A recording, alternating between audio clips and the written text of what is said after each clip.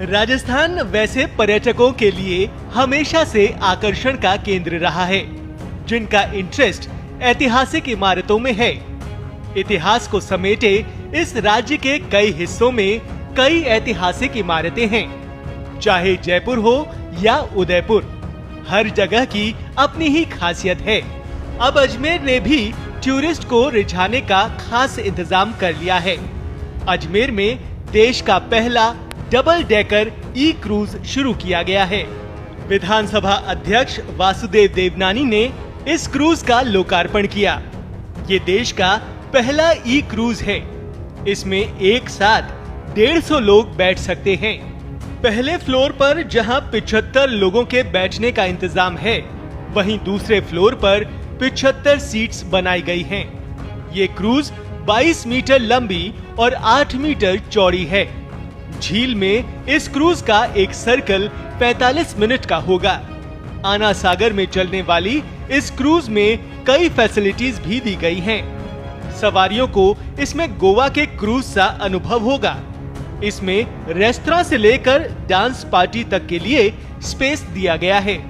इसके अलावा music system को ऊपर के फ्लोर पर रखा गया है, ताकि शांति चाहने वाले नीचे ही एंजॉय कर सकें। क्रूज में बायो टॉयलेट्स लगाए गए हैं, ताकि पर्यावरण को भी साफ रखा जाए। आज नवरात्रि के दूसरे दिन अजमेर को एक ऐतिहासिक सौगात मिली है। काफ़ी समय से ये प्रयत्न था कि अजमेर का पर्यटन बढ़े और जिससे ऐसी कोई चीज़ लाई जाए जो कम से कम अभी तक तो भारत में भी कहीं नहीं है, कि यहाँ पर आपके पर्यावरण को ध्यान में रखते हुए एक क्रूजर जिसकी कीमत लगभग 6 करोड़ की लागत से एक क्रूजर यहाँ पे आज का शुभारंभ हुआ है। और शुभारंभ के अवसर पर हमारे जल संसाधन मंत्री, यहाँ के अपने जन प्रतिनिधि और ऑफिसर सभी इसमें हैं। और इस ऐतिहासिक क्षण में सब लोग क्रूजर में बैठ करके इसका आनंद ले रहे हैं। अजमेर धीरे धीरे पर्यटन की ओर बढ़ रहा है।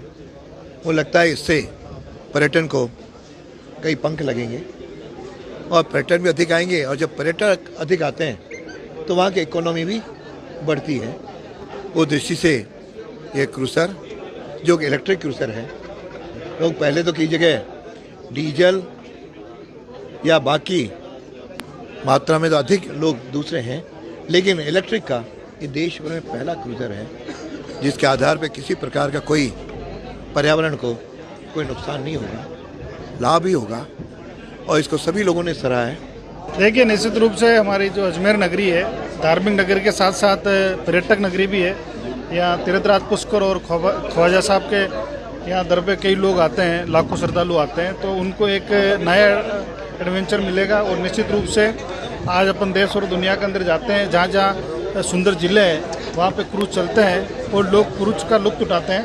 तो इसके लिए मैं जो क्रूज के संचालक है इनको भी बहुत बहुत बधाई देता हूँ। विशेष तौर से नगर निगम के लोगों को बहुत बहुत बधाई देता हूँ कि इन्होंने सबने मिलके इस क्रूज को चलाने की पहल करी और क्रूज चले इसके लिए प्रयास किए।